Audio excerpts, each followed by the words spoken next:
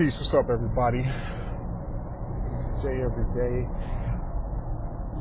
and the topic that I'm going to discuss is the Washington Redskins cheerleader mindfuck, brought to you by the New York Times. I don't know what the hell is going on with the New York Times and the New Yorker and Ronan Farrow and this shit of every time some shit happens with a man, let us report on it. But here's the story in a nutshell. So basically, the raggedy ass Washington Redskins made their cheerleaders go to Costa Rica, pose topless, and invited some men along to watch. A few women said they were forced to do this. They had to escort the men to clubs and all of this shit.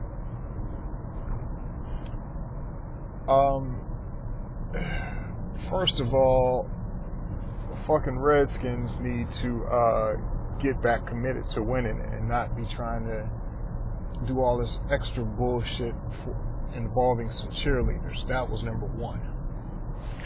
Number two,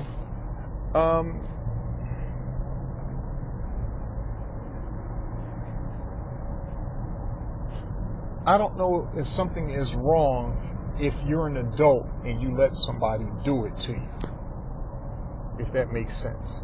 Meaning, these cheerleaders only make about $1,000 a season. Let me repeat that. These Washington Redskins cheerleaders only make $1,000 a season.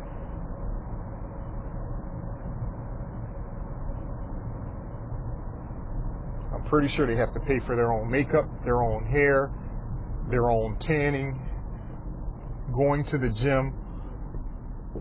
All of these are expenses that a cheerleader has to take care of on her own. At what point does your self-respect kick in and you say, this isn't worth $1,000 to me? At what point does your self-respect kick in and you say, no, I'm not going to pose topless unless I'm getting a cut of the profits? Because, see, they also do this calendar, this Washington Redskins cheerleader calendar for the year, but they don't get none of the profits.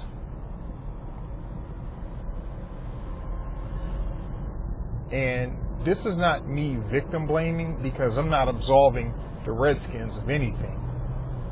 But at the same time, if you're an adult, again, you're only making $1,000. How are you scared you're going to lose your job?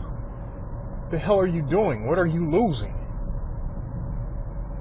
You're only making $1,000, not per game, for the season. As a grown woman, why in the hell would you want to be a cheerleader for a professional team? The athletes are making millions of dollars, the owners are making millions of dollars, and the NFL is making millions of dollars. You're not making any money doing that. Your only hope of coming up is catching an NFL player gully enough to, yeah, I want to marry you and be with you. You don't have to be a cheerleader anymore.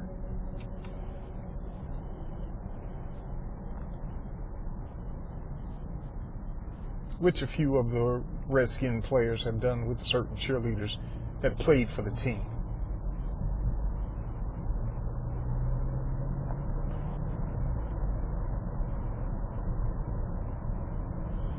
Now, what you're going to see on all of these social media platforms, what you're going to see on television, and what you've already seen in certain newscasts and everything, is everybody castigate the Washington Redskins and make it out to be like the Redskins is the worst franchise on the planet. Understand something. That man, Daniel Snyder, while I don't agree with all of that Redskins name and all of that shit, That man paid $1 billion for that franchise. Well, damn near $1 billion. He probably paid about $700 to $800 million for the franchise. He had to shit on a couple of people to do it, but it's his now. He owns it. He was probably worth about $2 or $3 billion liquid, meaning that's how much actual money he had, was maybe $2 or $3 billion. So he used half of the fortune that he amassed in order to buy the Redskins, and he bought them outright. There's no ownership group. There's nobody else that owns a piece of them or any of that bullshit. He owns the Redskins straight up. So whether or not I like it or agree with it, whether or not anybody in the public likes it or agree with it, I pay $700-800 million for a franchise. I'm gonna call it whatever the hell I want to call it too, and I don't give a shit what nobody has to say about it. Because guess what? They're still gonna carry my games on TV, and I still got enough simps out here that they'll pay me $20 a park, they'll pay $10 for a beer, and they'll pay $1,400 for a season ticket. And DC will pay for him to get a brand new stadium, which he'll own, or Virginia. But see, that's the part nobody talks about. And see, nobody, the ESPNs and Foxes, they'll talk about this cheerleading bullshit, but they won't talk about the fact that you're going to use my tax dollars to give a billionaire a new fucking stadium. There's no way in hell that I would go for that.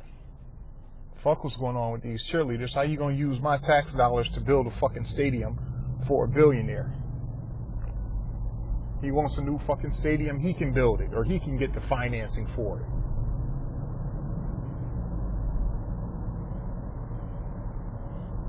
But if you notice, whenever there's a stadium involved, the state, the city, all of these people are on the hook for that stadium. And see how that fucking turns out. Ask Oakland, how did that deal work out for them? Ask St. Louis, how did that deal work out for them?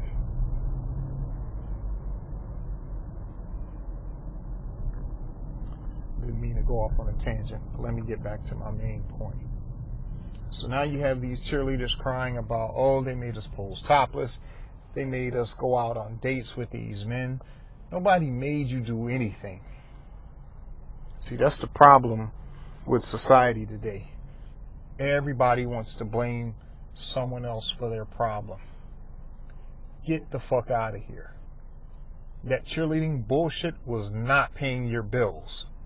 That cheerleading bullshit was not keeping a roof over your head.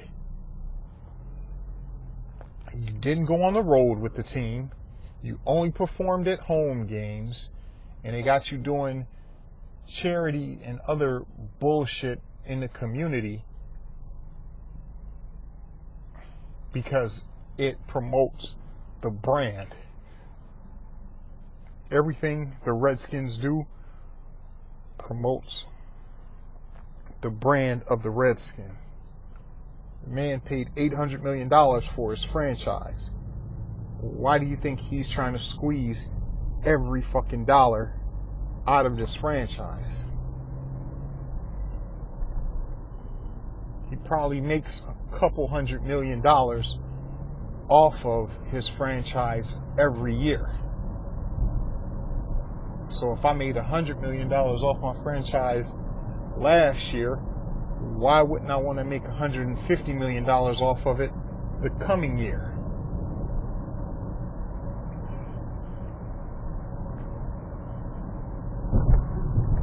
Why do you think the cheerleaders have on halter tops and have those shorts riding up their ass?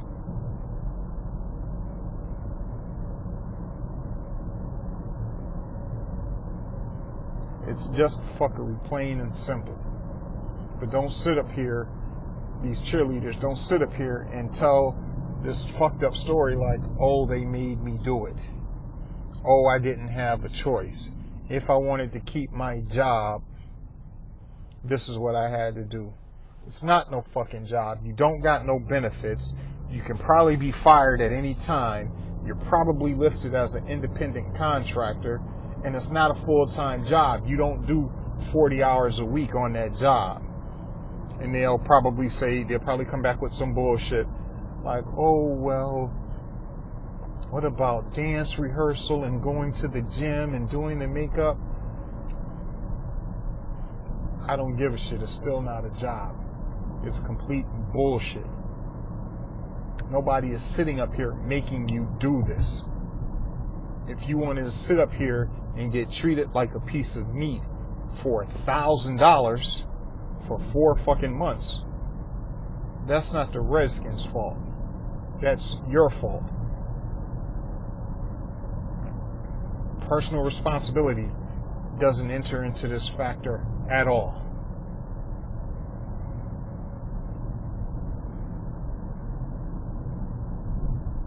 And that's all I got to say, man. It's bullshit, and the fact that it's getting traction just lets you know where we're at in this world. Because there's no way in hell you can sit up here and tell me that this shit means anything. Like they kidnapped you, put you on a plane, and told you to go around here and prance, do twerk contests, and sit up in the face of some dirty ass old men who were probably trying to fuck. But nobody wants to talk about that neither.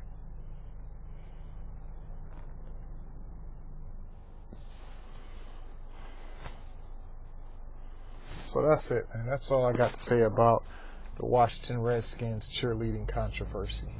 I'm out.